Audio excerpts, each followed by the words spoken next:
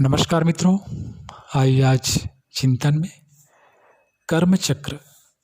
एक सुंदर युवती पड़ोसी युवक के प्रेम पास में बंध गई।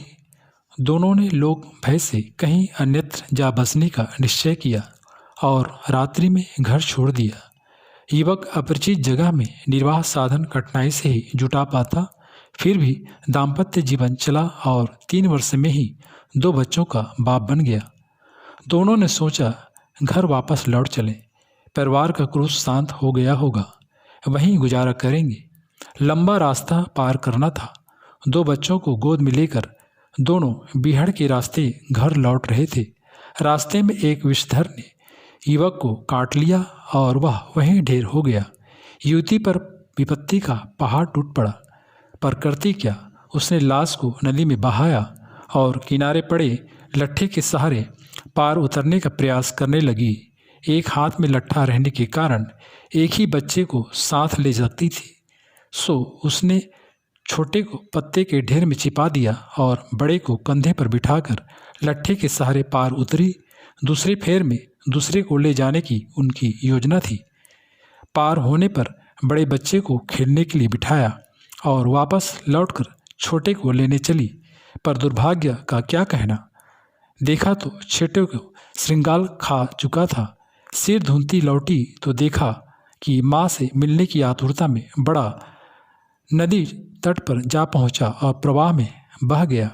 अब उसका पूरा परिवार, पूरा संसार लुट चुका था। रोती कलपती एकाकी पितृगृह की ओर चलती रही। घर पहुँचने पर नज़ारे दूसरे ही दिखे।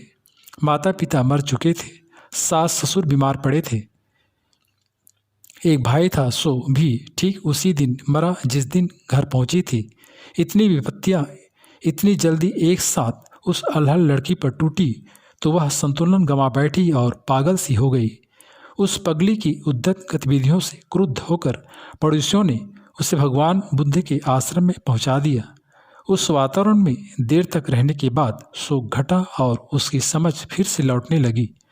अवसर देखकर भगवान ने उसे बुलाया, पास बिठाया और स्नेहपूर्वक उसे नया नाम दिया, पट्टाचारा। गंभीर मुद्रा में बोले, भद्रे, यह संसार जलती आग की तरह है। हम सब इसमें ईंधन की तरह जलते रहते हैं। जमने वाले के लिए मरण एक ध्रुव सत्य है। रोने से भी वह नहीं रुकता है। कर्मचक्र में बंधे हम सभी मरमाहन की तरह रह रहे हैं। तथागत ने कि अमृत वचन पट्टाचारा के अंतराल को छू गए। उसने शोक के प्रधान उतार फेंके और महासत्य की शरण में जाने वाली चीवरधारी तपस्विनियों की पंक्ति में जा बैठी।